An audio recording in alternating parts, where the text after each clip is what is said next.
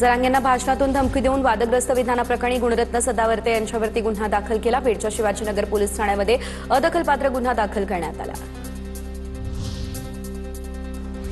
जनगणनेमध्ये ओबीसींच्या स्वतंत्र रकाण्यासाठी सकल ओबीसी महामोर्चाकडून 1 सप्टेंबरपासून आंदोलनाचा इशारा। आंदोलनाच्या पार्श्वभूमीवर 25 ऑगस्टला मुंबईमध्ये राज्यस्तरीय बैठक। यावेळेस गृह मंत्रालयाच्या राजपत्राविरोधात याचिका देखील दाखल केली जाणार। केंद्रात मंत्रिपद मिळावं अशी प्रत्येकाचीच भावना, मात्र ते कुणाला द्यायचं हे नेत्यांच्या हातात। मला मंत्रिमंडळात संधी मिळण्याचे 100% चान्सेस। परभणीचे खासदार संजय जाधव यांच्याकडून हा विश्वास व्यक्त। पक्षफुटीनंतर कोर्टाच्या नोटिशीचा विषय पक्षच बघेल, संजय जाधव यांचं हे विधान। उद्धव ठाकरे यांचे साथ सोडल्यानंतर 6 खासदारांना न्यायालयाकडून नोटीस मिळाल्याची माहिती। जे येईल ते स्वीकारायला तयार आहोत, परभणीचे खासदार संजय जाधव यांचं वक्तव्य। कायदेशीर बाबी पक्षाचे वकील पाहतील, जाधव यांचीही प्रतिक्रिया समोर। दिल्लीतील जंतर मंतरवरती मुलांसह मुलींनी देखील शिव्या दिल्या, पण पंतप्रधान मोदींना फक्त मुलींच्याच शिव्यांवरती आक्षेप। मुलींच्या शिव्यांना सांस्कृतिक शॉक म्हणणाऱ्या मोदींवरती राहुल गांधींचा हल्लाबोल। महिलांनी कधीच स्वतंत्र राहू नये हा मनुवाद्यांचा डाव। छात्रों की गूंज या कार्यक्रमामध्ये राहुल गांधींचा घणाघात। कोणत्याच महिलांवरती कोणत्याच पुरुषाचा अधिकार नाही, शिक्षणातही मुलींसोबत भेदभाव केला जातो, राहुल गांधींची प्रतिक्रिया समोर।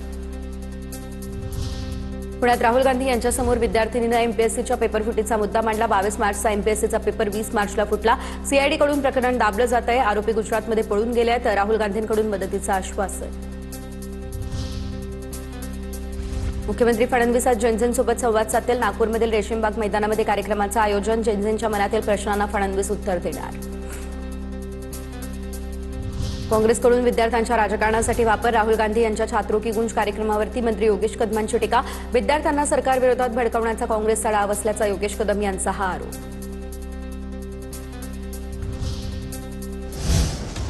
मुंबईच्या गणेशोत्सवामध्ये अदानी समूहाची एंट्री बघायला मिळतेय। मोठी बातमी, चिंचपोकळीचा चिंतामणी सोबत अदानी समूहाचा टायअप पाहायला मिळतो। यंदा चिंचपोकळीच्या चिंतामणीचा मंडप तिरुपती बालाजी मंदिराच्या थीमवरती साकारला जाणार आहे आणि त्यासाठी हैदराबादमधील स्वर्णगिरी मंदिराची प्रतिकृती उभारली जाते।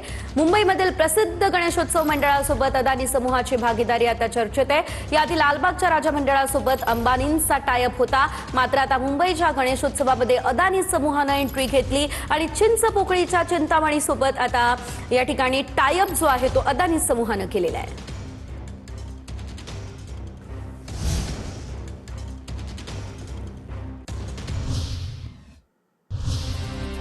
टॉप 9 मोठ्या बातम्या।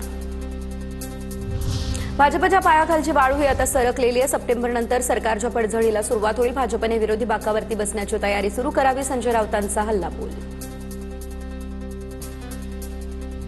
चाकण एमआयडीसीमधील 20 कंपन्या स्थलांतराच्या तयारीमध्ये असल्याच्या चर्चेनंतर सरकार ऍक्शन मोडवर। उपमुख्यमंत्री एकनाथ शिंदे आज दुपारी 3 वाजता चाकण एमआयडीसीमधील रस्त्यांची करणार पाहणी। मुंबईमधील मैदानं आणि मोकळे भूखंड वाचवण्यासाठी वांद्र्यामध्ये तिरंगा आंदोलन। आदित्य ठाकरे यांच्या नेतृत्वात जोरदार तिरंगा आंदोलन करणार। आंदोलनाला शिवसेनेसह इतर पक्ष आणि मुंबईकर उपस्थित राहणार। सायंकाळी 5 वाजता तिरंगा आंदोलनाचं आयोजन। मुंबई महापालिकेतील अंतर्गत वादाबाबत महत्त्वाची घडामोड। पालिकेतील पक्षांतर्गत गटबाजीची भाजपच्या वरिष्ठ नेतृत्वाने घेतली दखल।